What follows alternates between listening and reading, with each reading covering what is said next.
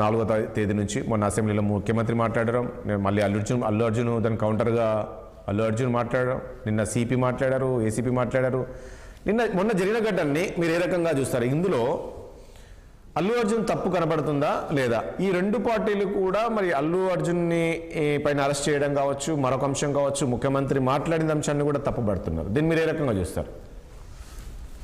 రాజేష్ గారు, మొదటగా నేను ఈరోజు ఒక మానవతావాదిగా వ్యక్తిగతమైనటువంటి హోదా లోపల ఈ చర్చలో పాల్గొంటున్నా. అల్లు అర్జున్ చేసిన తప్పు మీద చర్యలు తీసుకుంటే సినిమా ఇండస్ట్రీ మీద ఏదో కక్ష కట్టినట్టు మొత్తం సినిమా ఇండస్ట్రీ స్పందించడం, నిజంగా వారు మానవత్వం మరిచి ఈరోజు తమ స్వార్థం గురించి మాట్లాడుతున్నారు అనేటువంటి విషయం మనం ఇక్కడ అర్థం చేసుకోవడం. తర్వాత అల్లు అర్జున్ పోలీస్ పర్మిషన్ లేకుండా పోవడం మొదటి తప్పు. తర్వాత పోలీసులు చెప్పిన తర్వాత మొండికేయడం రెండో తప్పు. మూడో తప్పు, అతిపెద్ద తప్పు, ఒక మహిళ చనిపోయింది, ఒక బాబు అపస్మారక స్థితిలో పోయిండని తెలిసి పోలీసులు చెప్పిన తర్వాత బయటికి వచ్చి మళ్ళీ ఓపెన్ టాప్ జీపులో ఎక్కేసి మళ్ళీ మరో సంఘటన కావాలని కోరుకున్నాడా? మరొక సంఘటన జరుగుంటే ఇంకెన్ని ప్రాణాలు, మరో ప్రాణం పోయి ఉంటే? అంటే తెలిసి తప్పు చేసినటువంటి వాళ్ళను ఎవరు కూడా క్షమించాల్సిన అవసరం లేదు. రెండోది, సెలబ్రిటీల మానసిక స్థితి ఎట్లయిపోయిందంటే మేమేదో చట్టాలకు అతీతులము, మేము వ్యవస్థలకు అతీతులము. అల్లు అర్జున్ తప్పు చేస్తే చట్టం చర్య తీసుకోకూడదా? తీసుకుంటే తప్ప?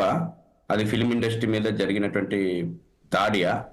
ఒకటి, చట్టాలు ఎవరికి నిన్న ఒక విషయం మాత్రం చాలా స్పష్టంగా, రాబోయే రోజుల్లోపట ఈ సెలబ్రిటీ హోదా ఉన్నది అని, లేకపోతే సెలబ్రిటీ హోదా లోపట వ్యవస్థలకు అతీతంగా మేము వ్యవహరించాలన్నటువంటి వాళ్ళందరూ కూడా ఈ ప్రభుత్వం ప్రస్తుతం తీసుకున్నటువంటి నిర్ణయము ఖచ్చితంగా గుణపాఠం కావాలి. అంటే ఇందులో కాదండి చైతన్య గారు, ఇందులో అల్లు అర్జున్ తప్పిదం ఖచ్చితంగా కనబడుతుందా? ఎందుకంటే నిన్న పోలీసులు మాట్లాడిన మాటలు కావచ్చు, ఆ వీడియోస్ చూస్తే 100% ఒక బాధ్యత గల వ్యక్తిగా, ముఖ్యంగా తన అభిమానుల భద్రతను గాలికి వదిలేసింది కదా.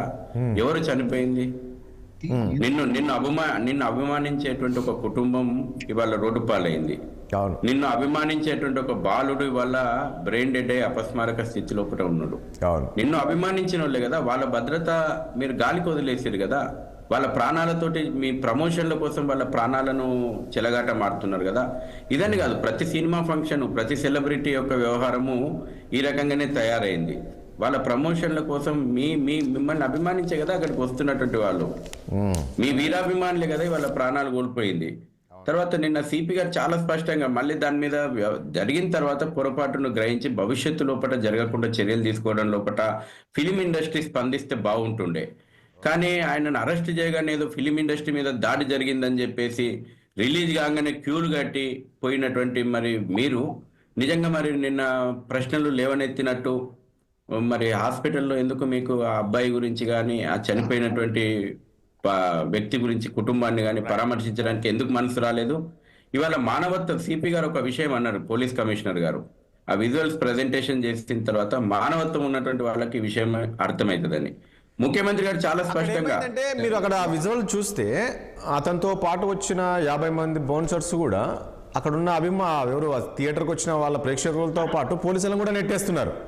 అదొక పెద్ద సమస్య. ఇవాళ ఏసీపీ గారు నిన్న మాట్లాడుతూ మేనేజర్ పర్మిషన్ ఇయ్యడు. ఎవడండి మేనేజరు?